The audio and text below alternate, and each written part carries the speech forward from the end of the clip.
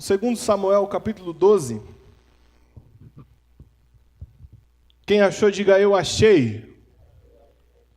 E o Senhor enviou a Davi o profeta Natã. Ao chegar, ele disse a Davi: 2 homens viviam numa cidade, um era rico e o outro pobre. O rico possuía muitas ovelhas e bois, mas o pobre nada tinha, senão uma cordeirinha que havia comprado. Ele a criou, e ela cresceu com ele e com seus filhos. Ela comia junto dele, bebia do seu copo e até dormia em seus braços, era como uma filha para ele. Certo dia, um viajante chegou à casa do rico, e este não quis pegar umas de suas próprias ovelhas ou de seus bois para preparar-lhe uma refeição. Em vez disso, preparou para o visitante a cordeira que pertencia ao pobre. Então Davi encheu-se de ira contra o homem e disse a Natã: juro pelo nome do Senhor que o homem que fez isso merece a morte. Deverá pagar 4 vezes o preço da cordeira, porquanto agiu sem misericórdia. Você é esse homem, disse Natã a Davi. Só até aqui.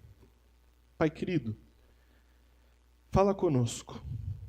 Sua palavra que é viva e eficaz e que transforma a nossa vida. Fala conosco, no nome de Jesus. Amém. Nós estamos na série de mensagens aprendendo com os profetas. Já falamos sobre João Batista, sobre Jonas, e hoje eu queria falar sobre esse profeta Natã. Natã é um profeta que acompanhou Davi por muito tempo. Natã, por exemplo, foi o profeta que agiu por impulso. Quando Davi falou, eu quero construir um templo ao Senhor. O Natã falou, vai e faz conforme está no seu coração. Ora, se você é um profeta e você fala, vai conforme está o seu coração, a pessoa que ouviu vai entender que é de Deus, amém ou não? Ora, Deus falou. Quando Natã está saindo, Deus fala, volta, que eu não estou nesse negócio não. Natã agiu por impulso. Profetas também agem por impulso às vezes. Natã, ele acompanha Davi por muitos anos mesmo. Quando Absalão, filho de Davi, quer tomar o reino, o Natã não faz a aliança com Absalão, depois Adonias, o outro filho de Davi, e Natã está lá. Mas esse episódio da vida de Davi é um episódio muito característico, muito específico, onde Natã é usado por Deus. Vocês conhecem a história? Davi era rei, e a Bíblia diz que no tempo em que os reis saem à guerra, Davi decidiu ficar em casa, decidiu ficar tranquilo. E Davi estava no palácio dele, olhando tudo que estava acontecendo no palácio. Ele olha para o quintal, vamos dizer assim, quintal. Palácio e quintal não combina, né, essas palavras? Não combina. Ele é quase isso. Ele olha para o jardim colonial do seu palácio, e a santa Batseba está tomando banho no palácio do rei. Porque a gente sempre fala de Davi, mas a gente não se atenta. Que Batseba, que tinha marido, tinha casa, estava tomando banho no palácio do rei? No jardim. Batseba estava lá tomando banho, o Davi cobiça ela, deseja ela, e Davi manda chamá-la. Davi tem relação com ela e ela engravida. Mas Davi tem que esconder isso. E como que ele poderia esconder? O marido dela estava na guerra, era soldado. Ele manda chamar o marido dela, Urias, e fala para Urias, Urias, se deita com a sua esposa, tem uma noite de descanso com ela, vai para casa, descansa e se deita com ela, né? Está na guerra lá batalhando, está cansado, aproveita um tempo de descanso. E o Urias fala uma coisa que deve ter sido como um soco no estômago de Davi. O Urias fala, meu senhor, os meus irmãos estão na batalha. Eu não posso aproveitar os prazeres da vida enquanto os meus irmãos estão na batalha. Aí o que Davi faz? Desiste? Não. ele tenta embebedar Urias. Então vamos beber, Urias, vem aqui. E os dois começam a beber. Urias, mesmo já um pouco alto, decide não ir para casa. Depois que Urias já tomou bastante vinho, Davi fala, vai para sua casa. E ele, não vou para casa, eu fico com o meu rei. Meu rei o Senhor é meu pastor. Decide ficar lá firme e forte. Quando Davi vê que não tem jeito, Davi escreve uma carta ao comandante do exército. Fala, olha, coloca Urias na linha de frente do exército. Por quê? Quem estava na linha de frente, na hora do ataque, e olha que interessante, irmãos, o comandante do exército teve que fazer um ataque que ele não iria fazer, para que Urias fosse para a linha de frente, para que Urias realmente morresse. É Davi quem planeja a morte de Urias. E nessa, Urias leva a carta, ele dá na mão de Urias a sentença de morte dele. E Urias, fiel como era, decidiu não ler aquela carta e foi.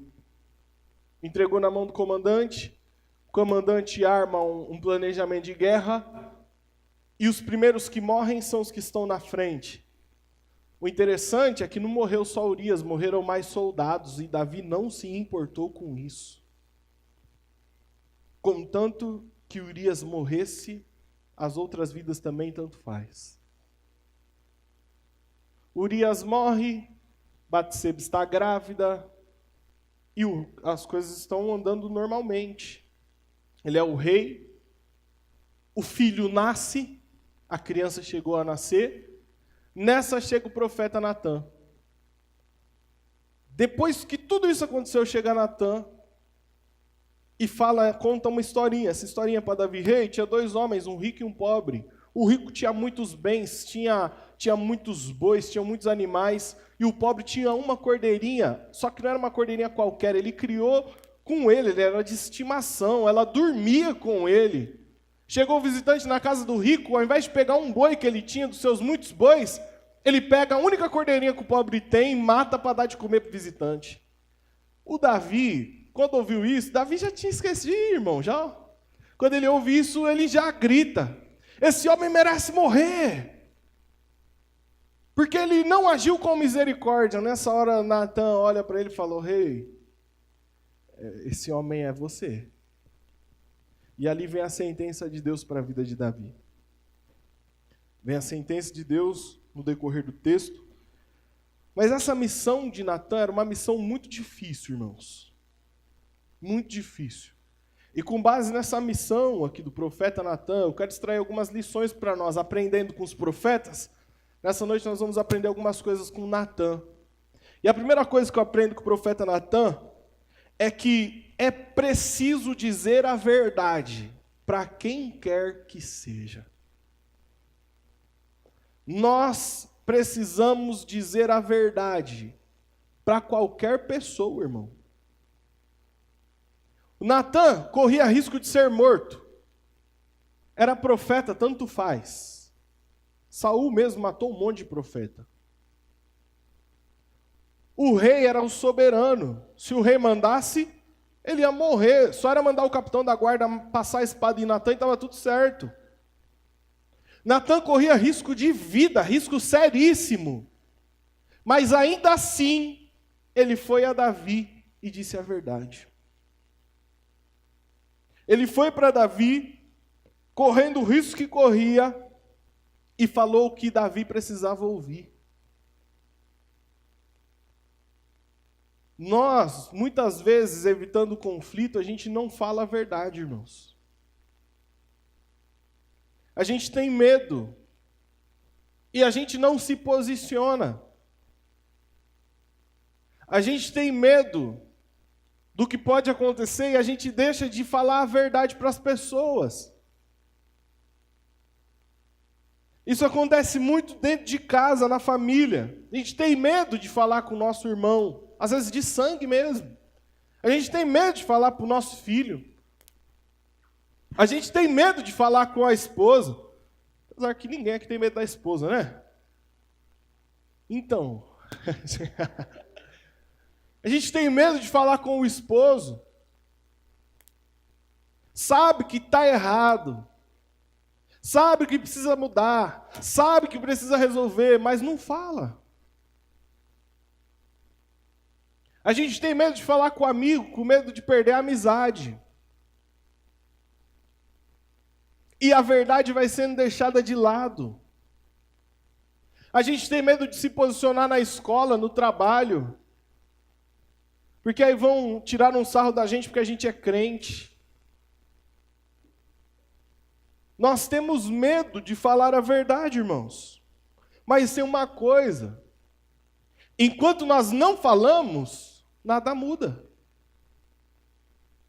Até Natan chegar e falar para Davi: Davi, você errou. Davi estava vivendo a vida normal. Davi estava governando o reino como se nada tivesse acontecido. Às vezes é necessário alguém falar a verdade para que alguma coisa mude.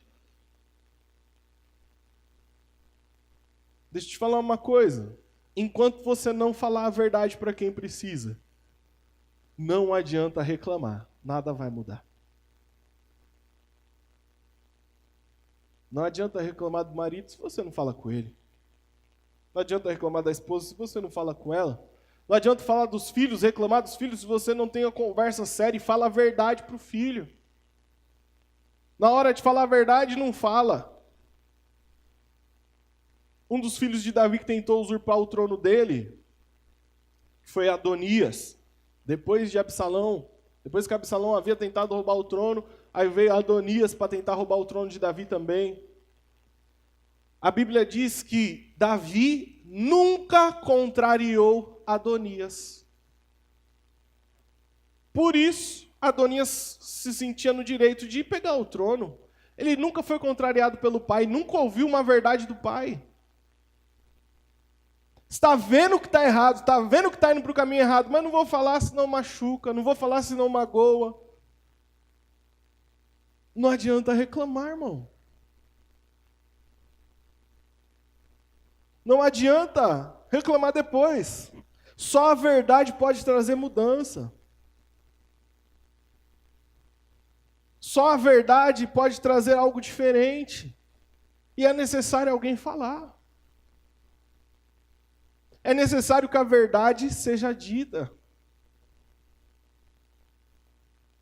Segundo aos Coríntios, capítulo 13, verso 8, diz: porque nada podemos contra a verdade, senão pela verdade. Ninguém pode contra a verdade, só a favor dela.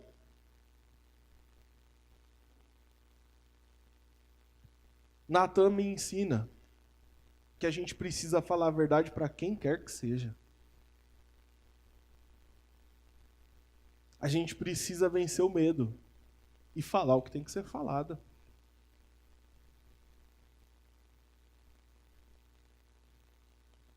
É necessário, irmãos.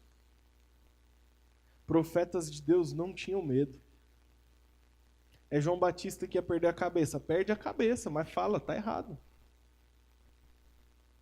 É Natan que podia ser morto. Que seja, mas fala, porque está errado.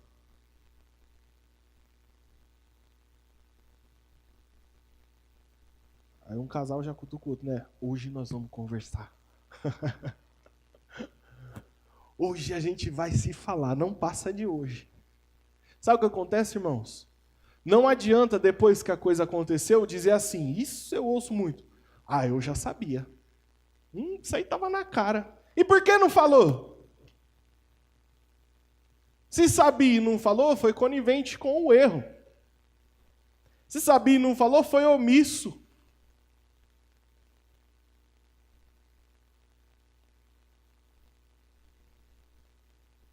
É necessário falarmos a verdade para quem quer que seja, irmão. Agora, entenda uma coisa, que é mais importante, ou é tão importante quanto a primeira lição. Para você não sair daqui falando a verdade.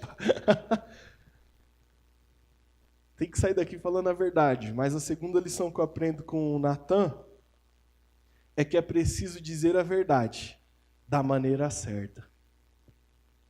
O Natan não chega e fala: rei, você é adúltero. Pensou, você é o rei, está tranquilo lá, olhando as coisas do rei, chega alguém do nada e grita na sua orelha: você é adúltero. Davi ia olhar assim e falar: ô Natan, você já bebeu? O que aconteceu? Do nada. Ou então Davi já sacava a espada e já cortava a cabeça dele ali mesmo. Natan cria toda uma história. Ele ilustra toda uma situação e ele tem a capacidade de fazer o rei concordar com ele antes de falar o erro do rei.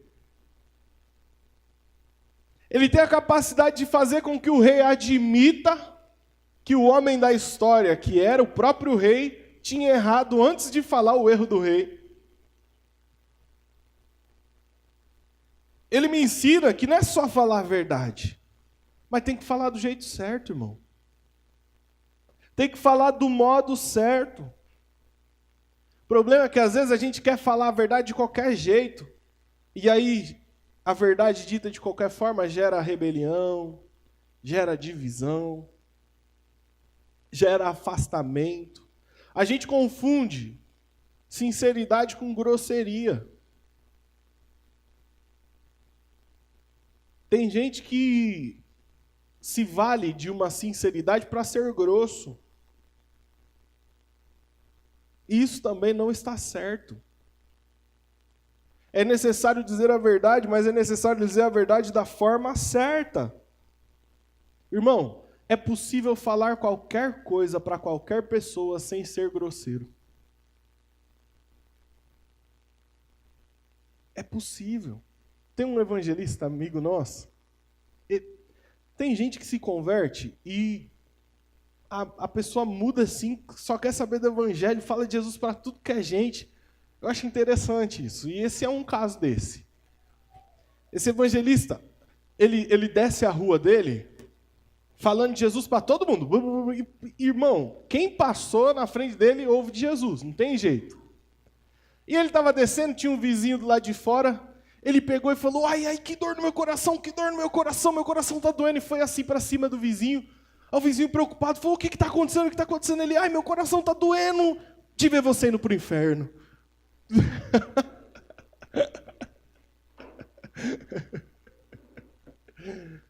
Tem modos e modos, irmão, de falar a verdade. Tem jeitos e jeitos. Ele falou uma verdade, a pessoa sem Jesus estava indo para o inferno? Estava não. Mas esse é o melhor modo? Não, né, irmão? Não é a melhor forma. Então é possível nós falarmos a verdade para quem quer que seja, mas de maneira sábia. Nosso problema, a gente perde nisso. Às vezes a pessoa está com a razão. É verdade o que a pessoa está falando, mas não sabe falar, se perde. Nós vemos isso, tem um pastor muito famoso da mídia. Pastor que tinha um bigode, não tem mais. Ele nunca faia. Entendeu? Ele nunca faia. Ele é um pastor que fala a verdade, mas o modo como ele fala afasta as pessoas. Ele não sabe falar normal, ele só sabe falar assim. Qualquer debate dele, ele está gritando.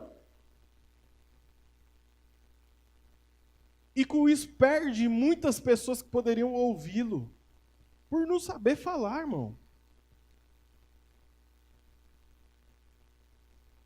Ele fala a verdade, o que ele fala está certo. É uma pessoa que eu admiro muito, conhecimento, é a capacidade intelectual, capacidade de decorar versículos. É uma pessoa admirável, mas é um pastor. Mas o modo de falar, principalmente ao debater temas, afasta as pessoas. É possível, irmão. Como você tem falado com o seu filho, com o seu marido, com o seu esposo? Talvez ele ou ela não tenha te ouvido, não é porque você está falando uma mentira, mas é pela forma que você está falando. Muitas vezes a gente vai conversar com somente casal. A gente senta para conversar.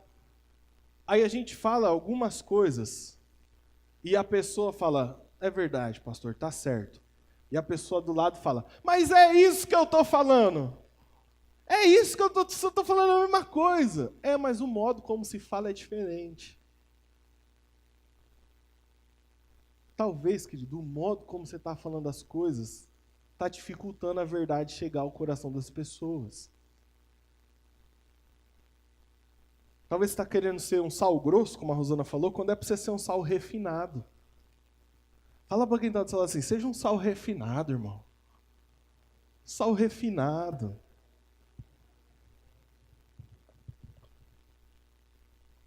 Colossenses 4,6 diz assim, a vossa palavra seja sempre agradável, temperada com sal, para que saibais como convém responder a cada um. Não é só responder, é responder da forma certa. Não é só falar, é falar da forma certa. Às vezes a gente perde, não porque não está com a verdade, mas é porque não sabe falar a verdade. Natan nos dá uma aula de sabedoria aqui. Ele não chega, ele tem a capacidade de fazer o rei entender o erro antes de falar o erro do rei. A gente precisa falar a verdade, mas precisa falar do jeito certo, irmão. Da forma certa.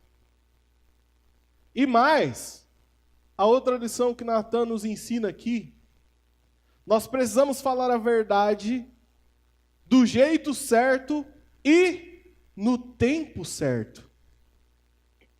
Veja bem, Davi adulterou com Betseba. Natan não foi lá e já chegou falando.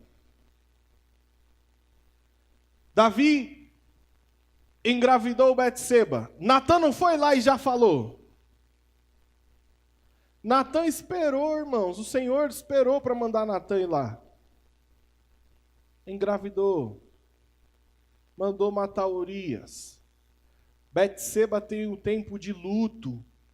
A Bíblia diz que Davi espera o tempo de luto. Esperou o tempo de luto. Aí Davi pega ela para casar com ele. Deixa casar, calma. Aí vem toda a gravidez, 9 meses. Natan não falou nada, ó, quieto. Deixa a criança nascer, calma. A criança nasceu. Aí ele foi lá conversar.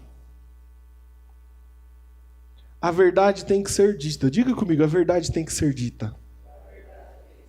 Do jeito certo. E no tempo certo. No momento certo, irmãos. Demorou. Isso não foi assim, não. Foi muito tempo até Natan chegar e denunciar o pecado do rei. E a gente precisa entender essas 3 lições como uma lição só. Precisa ter sabedoria e paciência para falar algumas coisas, irmãos. Mas tem que ser falado. Tem que ser dito. O nosso problema é que a gente deixa para falar a verdade na hora errada. O que acontece, principalmente com casais? Um tem um monte de coisa para falar para o outro, mas não fala. Aí, por algum motivo, acontece uma briga. Aí os dois querem falar tudo que tem que falar. Aí tudo que estava acumulado sai para fora. E aí o que acontece? Ninguém ouve ninguém. E o que acontece? Cada um engole o que falou e segue a vida normal. E na próxima briga, mesma coisa. Tem que falar na hora certa, irmão. Natan esperou, Davi estava tranquilo, sossegado. O reino não estava em guerra. A criança já tinha nascido, a preocupação toda de Davi já tinha passado. Ele chega numa hora qualquer. Eu quero falar com o rei. Entra, Natan. Opa, chega aí. No momento certo, querido. Já parou para pensar que a gente deixa para falar algumas coisas que a gente gostaria de falar na hora da briga? E não só conjugalmente, mas na empresa, na faculdade, com um amigo. Quando você se estranha, é aí que você fala o que tem que falar. É por isso que a coisa piora. Agora prepara um jantar romântico. Ou leva para um restaurante, uma pizzaria, um rodízio de pizza. Aleluia. Fala, amor, te trouxe aqui. Ó, comendo uma pizza maravilhosa, um frango catupiry. Ou uma 3 queijos. Ou uma carne seca com queijo. Aleluia. Ou deixa para na hora da pizza doce, irmão. Melhor ainda. Que aí se perder a fome, já comeu a salgada pelo menos. Ela falou, eu trouxe aqui porque eu quero conversar. Estou incomodado com uma coisa. Há um tempo eu tenho notado isso. Puxa vida, já pensou se a gente fizer... Muda a história, querido. Às vezes a gente sofre por não saber falar a verdade, nem da forma certa, nem no tempo certo. Falar a verdade da forma certa, no tempo certo, poupa muito sofrimento. Natan saiu vivo, não morreu. Continuou como profeta do rei. E cumpriu sua missão. Saiba o tempo de falar as coisas, querido. Provérbios 15:1 diz que a resposta calma desvia o furor. O pessoal está nervoso, falou um monte. Aí você fala calmamente. Isso aconteceu no trânsito uma vez, não lembro com quem foi. Não sei se foi com meu irmão, acho que foi com meu irmão ou com a minha mãe, não lembro. Não lembro com qual dos dois foi. Eu sei que aconteceu uma situação no trânsito, eu também não lembro quem estava certo e quem estava errado. E o carro do lado, o cara começou a falar um monte. Eu não lembro qual dos dois que foi. Olhou para ele e falou, me desculpa. Aí o cara pegou, desarmou e saiu dirigindo. Acho que não foi minha mãe, não. É brincadeira, ué. Foi a senhora? Acho que foi a senhora mesmo, é verdade. Eu não lembro se era a senhora ou o Davi, mas foi a senhora. Mas desarmou a pessoa. Porque Provérbios 15:1 diz que a resposta calma desvia o furor. O furor veio com tudo. Me perdoa. Foi embora. Mas Provérbios 15:1 continua dizendo, mas a palavra ríspida desperta a ira. Falou, agora você vai ouvir. Aí só espera terminar de falar. Mas você é isso. Aí o outro ouviu o quê? Mas você também. E aí, irmão? Aí já foi. Fala no momento certo. Fala da maneira certa. Mas fala o que tem que ser falado. Fala o que tem que ser falado, querido. Eu já vivi muita essa experiência, queridos, de falar coisas difíceis a algumas pessoas. E algumas coisas até as pessoas me cobrando. Você tem que falar com fulano, principalmente de ministério, né? Vamos supor que pega o louvor. Você tem que falar com fulano do louvor, você tem que falar com a ciclana dos jovens, enfim. Você pega os ministérios aí, sempre tem, né? No ministério, questões a serem tratadas. Aí você fala, não, eu vou falar, fica em paz. Vou falar, fica calmo. Mas as pessoas não conseguem esperar, parece que tem que falar, você tem que falar. Você tem que pegar o microfone e anunciar, falar de... Não, querido. É na hora certa e da forma certa. Para pensar. Eu acho que você tem defeitos, amém ou não? Estou certo no que eu estou pensando? Olha para quem está do seu lado, vê se tem cara de que tem defeitos essa pessoa aí.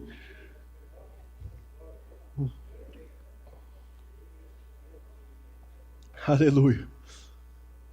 Tem cara de que tem defeito? Se meu avô tivesse vivo, ele falava assim, tem e muito! Você tem defeitos.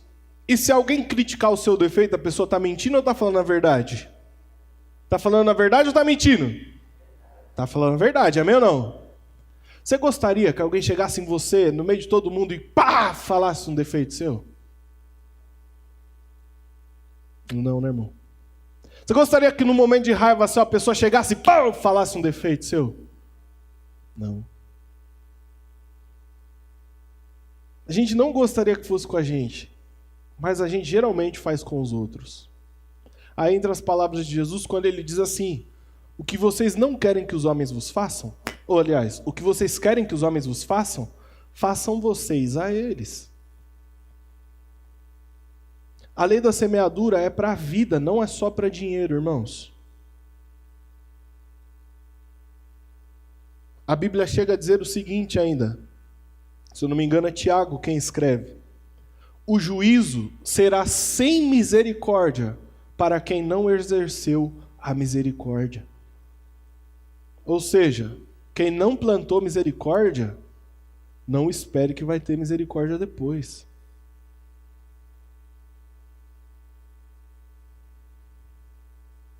Nós precisamos ser agentes da verdade. Nós precisamos ser profetas nesse mundo que falam a verdade. Mas nós precisamos falar a verdade da forma certa e no tempo certo. Nós temos que tomar muito cuidado. Porque ou a gente vira pessoas que saem falando a verdade de qualquer forma e se torna gente truculenta, gente ignorante, e gente que perde voz por não ter sabedoria. Ou a gente também se torna pessoas omissas, que por medo nunca falam a verdade. Será que não tem questões dentro da sua casa que você sabe que precisa falar e não fala? Será que não está na hora de pegar o filho, sentar com ele e falar umas verdades para ele, para ela? Será que não está na hora de chamar seu irmão para tomar um café na padaria? E pagar, né, irmão? Você paga. Paga para ele o café. Pastor, não tem. Então pede para ele pagar, não tem problema. Mas será que não está na hora de chamar para tomar um café e calmamente conversar de uma maneira sábia? Pensa numa ilustração igual Natan. Conta uma história. Mas fala. Se ninguém falar, nada muda. Mas também não é falar de qualquer jeito. É com sabedoria e na hora certa. A gente aprende aqui com um profeta de Deus, profeta Natan, que a verdade tem que ser dita. Tem que ser dita do modo certo e no tempo certo. Eu acredito que essa palavra deva nos trazer reflexão. Tem coisas que precisam ser mudadas e enquanto a gente nos posicionar, elas não vão mudar, irmãos. Tem coisas que estão na nossa mão, a gente é o profeta. Como nós falamos na primeira mensagem, profeta é aquele que fala a palavra de Deus. A gente é o profeta. Não adianta esperar do mundo isso. Isso não vai vir do mundo, vai vir da gente.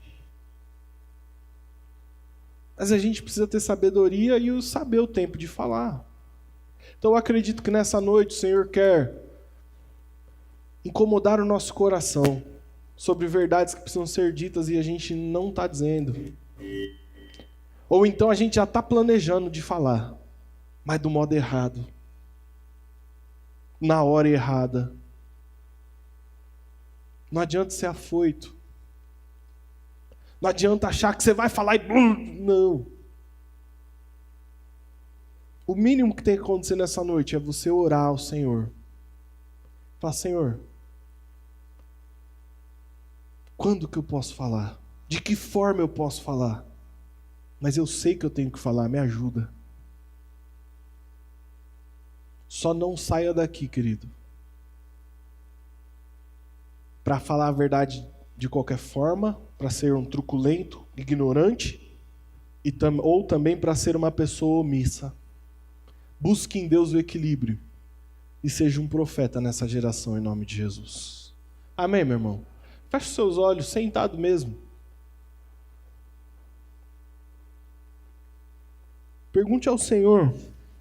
Ou às vezes você não precisa nem perguntar o que você precisa falar, porque você já sabe. No decorrer dessa mensagem, o Espírito Santo já foi ministrando seu coração que você precisa falar sobre um assunto com alguém. Você precisa tratar de algum assunto com alguma pessoa. E você já sabe o que é. Então peça para Deus agora a maneira certa de falar. Peça para Deus colocar no seu coração o tempo certo de falar. O ambiente certo.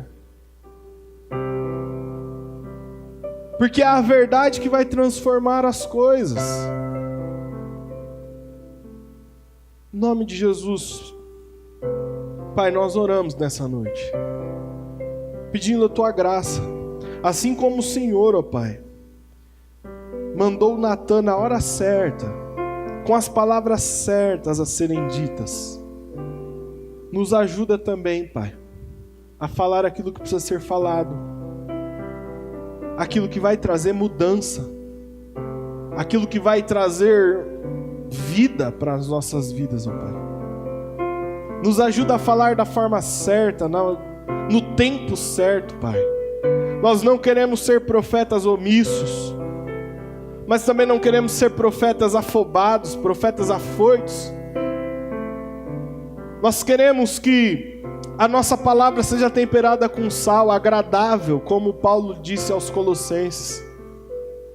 Nós queremos que a nossa palavra seja dita no tempo certo, como está escrito em Eclesiastes 3, há um tempo determinado para toda situação, há tempo de afastar e tempo de deixar de estar perto, tempo de abraçar e tempo de deixar de abraçar, há um tempo para tudo, Pai. Então nos ensina, Espírito Santo, nessa noite, a falar a verdade, da forma certa e no tempo certo, no nome de Jesus. Amém e amém.